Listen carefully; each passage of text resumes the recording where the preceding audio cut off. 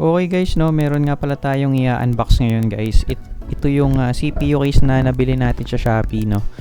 So guys, ito is nasa halagang 600 plus lang siya guys, no. Napakaganda ng itsura. Brand new to guys, and ito yung kanyang panels and the USB ports. So ayan yung front niya, and ito yung likod guys, no. So sobrang kinis naman niya, brand new. Okay, so buksan na natin yung loob guys, no.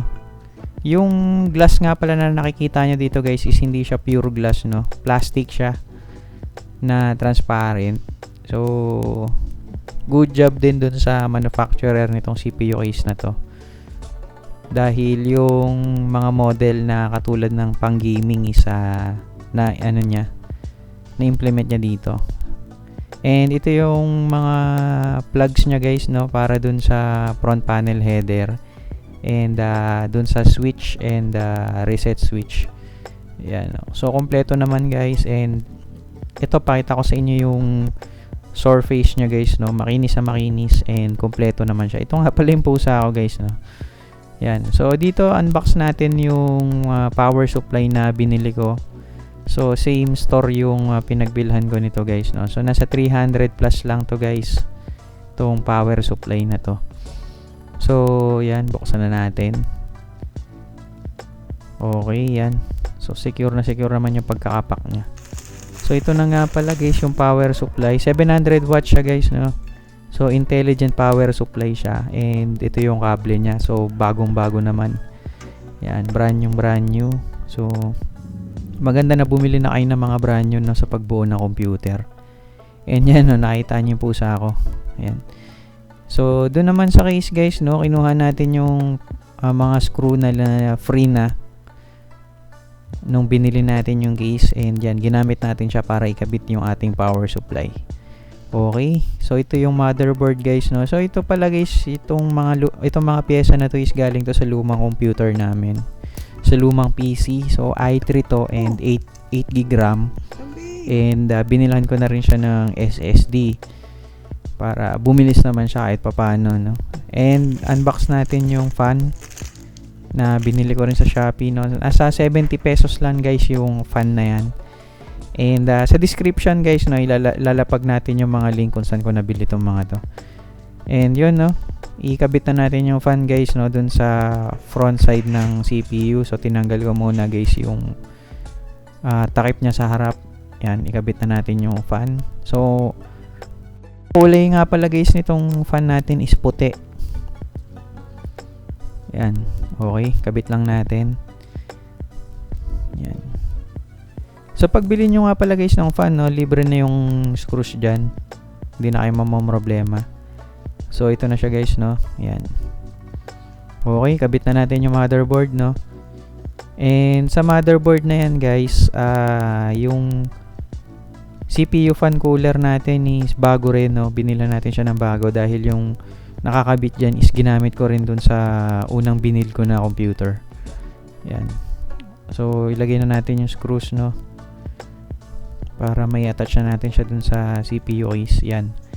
And ikabit na rin natin guys yung mga data and power cables, no, dun sa yan, dyan muna guys, no, sa SSD muna, sa solid state device muna. Ayan. So yung SATA cable and yung power, no. Then dito guys, no, sa front panel header, no, yung USB and audio, madali namang malocate dun sa motherboard kung saan yung port niya. And pinaka tricky dito is yung reset and power switch guys ng PC. So medyo kailangan nating tignan yun sa manual dahil tricky yun. Hindi siya basta-basta kinakabit lang, no. May mga polarity kasi yan na tinatawag, no.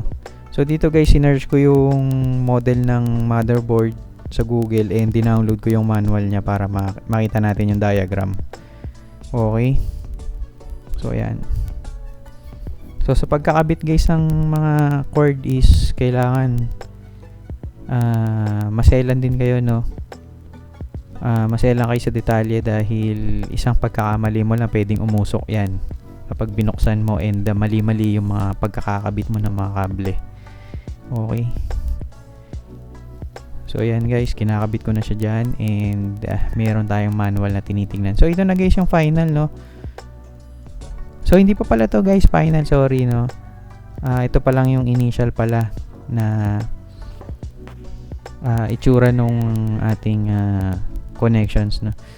So later on, yung i-cable management natin yan, aayusin natin yung buhol ng mga kable. Yan. And dito guys nga pala, hindi ko na nilagay yung plate nya, motherboard plate sa likod, dahil hindi match yung binili natin. And yan guys, no, binuksan na natin siya and gumana naman. So tama lahat na connection na ginawa natin. Yan. So dito guys, i-access natin yung BIOS, no. So ang goal natin dyan is maset yung boot settings nya, no. So kailangan ma-detect lahat ng mga kinabit natin peripherals, no. And dito guys, no, okay naman siya, and nade-detect naman yung SSD natin. So dito magi-install na tayo ng OS gamit yung USB, bootable USB na matagal na nating ginawa guys, no. Okay, so dito nagkaroon ako ng problema guys, no, dahil hindi ma-detect yung USB, pero nung may mga tweaks tayong ginawa, and finally yan, nade-detect na siya. Kasi nung una doon natin kinabit sa front panel header yung USB, and nung nilipat natin siya dun sa likod, dun sa mismong motherboard, USB port is gumana na siya, na-detect na siya. And yan, nag-boot na siya guys, no, sa ating USB bootable, na kung saan is naka-install yung ating Windows 10 installer. Yan. So dito install natin guys yung OS. Yan. I-select nyo lang yung Windows 10 Pro N or Pro. Pwede kayong mamili kahit ano dyan. Yan guys, no. Next nyo lang, and paalala nga pala guys, no, dun sa binili nating SSD, no, hindi siya gagana hanggat hindi natin napo-format. Yan. So dito sa portion na to, yan, dyan mo siya i-format and i-access, no. Okay. Yan, click next nyo lang. And yan, tuloy-tuloy na yan guys, no. Magi-install na yan ng kusa. Okay.